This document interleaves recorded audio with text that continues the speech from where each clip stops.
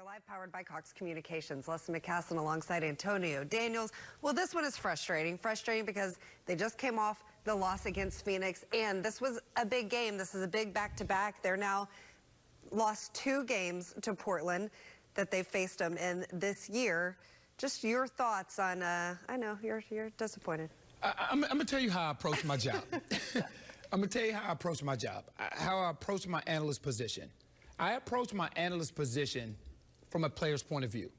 As if I'm sitting in the locker room, what am I thinking? If I'm sitting next to Russell Westbrook and Paul George and Carmelo Anthony and Steven Adams, what are we saying to one another?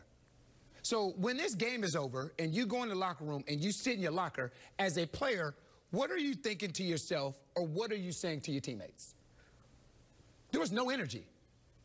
There was no energy whatsoever.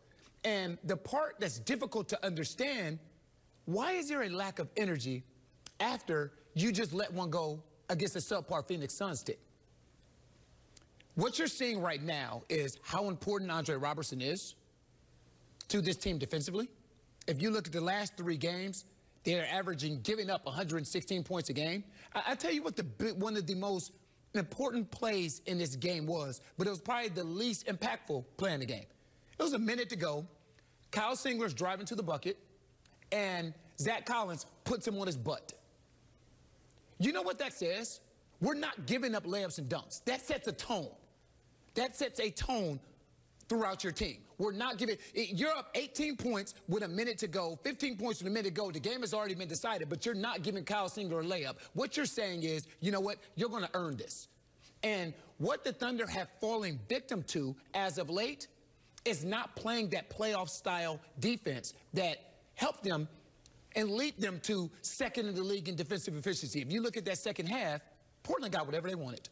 They got whatever they wanted, whether it was in the paint, layups, dunks, wide open shots. And if you go back a few nights ago to Phoenix, they had 3 guys in double figures. I mean, over 20. They had Bender, Warren, and Booker all had 20.